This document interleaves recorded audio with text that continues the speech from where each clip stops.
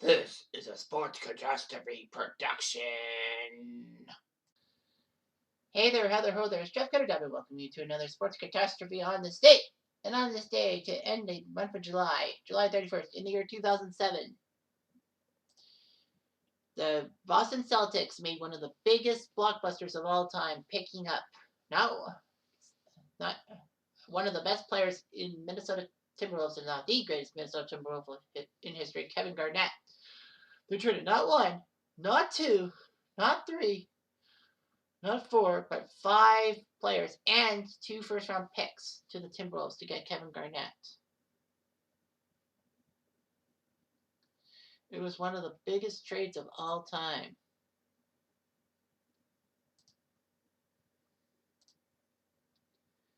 So anyway, Minnesota was rumbling and stumbling. They had some very good players on the team. Minnesota had a renaissance in the 2000s with Wally Szczerbiak and Tom Gugliotta and a few other players. Minnesota looked good.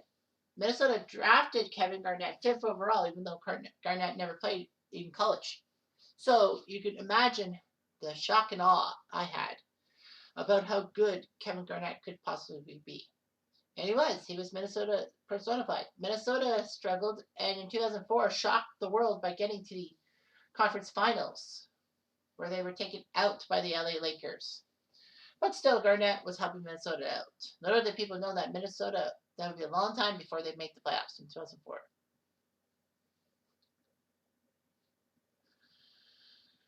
Meanwhile, Boston, after winning the 1986 championship, went on a bit of peaks and valleys, ups and downs, if you will. The ups was Reggie Lewis being a very good player for Boston. The downfall was terrible. Len Bias, just hours after he was drafted, died of a cocaine overdose.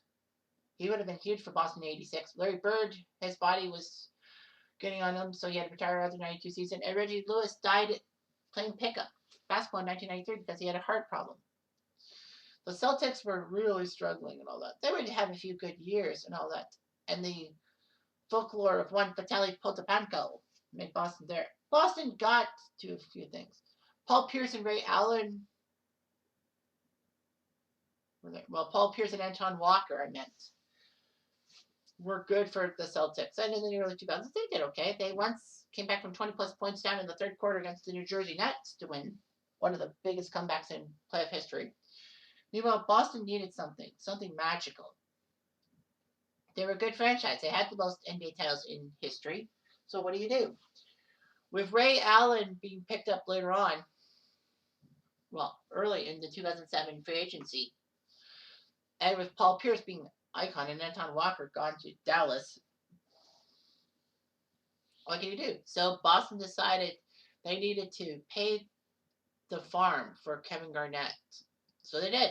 They sent 2 first-round picks to the Timberwolves, which was amazing and all that. Let's take a look at the 2 first-round picks that Minnesota got via Boston.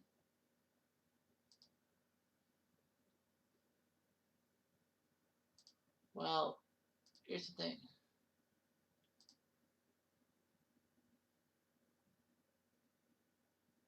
So, anyway, Minnesota, with the first of the 2 first-round picks that the Timberwolves got from Boston, they took Johnny Flynn from Syracuse, a good point guard. Well, good in college. In the pros, he was just nothing. And the worst part was, with that pick, well, Minnesota took the 5th overall pick from Washington in a trade and took Ricky Rubio. Okay, he was good when he was playing in the NBA. He wasn't great, but he wasn't bad. He was good. Worst part about it is when Minnesota took Ricky Rubio and Johnny Flynn, the point guard, the next point guard taken was by Golden State, and guess who it was? Yeah, that's right. Curry Dunk. Stephen Curry.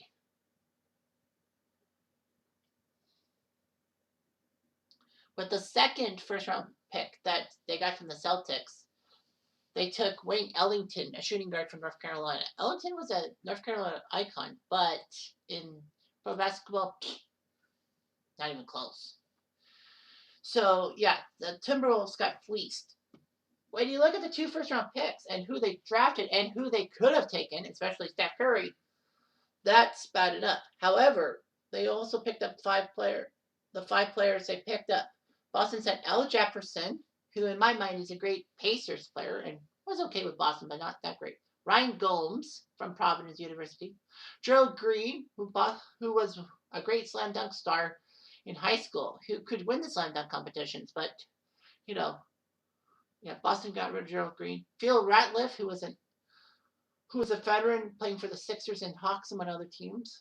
Sebastian Calfair, who was a Portland star before going to Boston, now to Minnesota, and those first round picks.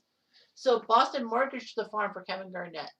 Gerald Green, to me, is the only one of the 5 players, well, the non-draft picks, that actually is like, why would they trade him? The other 4, I could care less about. If I were, well, I'm not a Celtics fan, but that's anyway. So anyhow, that was a key move. All that. Minnesota turned Ryan Gomes into Markel Webster. And then they turned Sebastian Calfair into Quentin Richardson, who begot Mark Blond.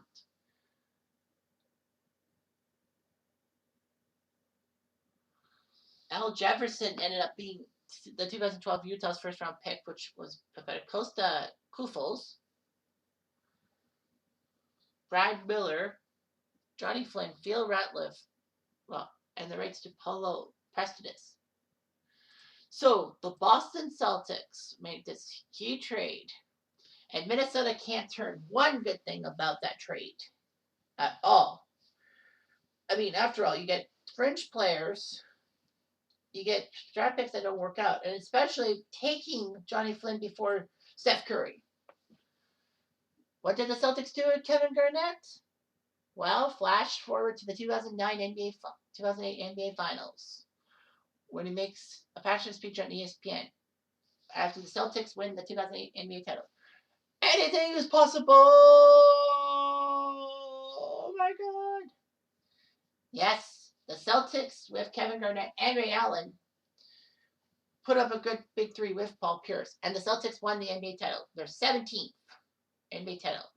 And as of this date, they're last. They missed out on the 2002 title to Golden State, but I told everyone Golden State was going to win somehow. But yeah, anything's possible. Yep, Garnett won a title, and Minnesota has done jack all since. Yes, Karl-Anthony Towns is a good player, but who else is good for Minnesota? Exactly. Not to piss on Timberwolves fans, but what have you done for me lately? That's all I'm saying. Anyway, I'm Jeff Diamond. I do.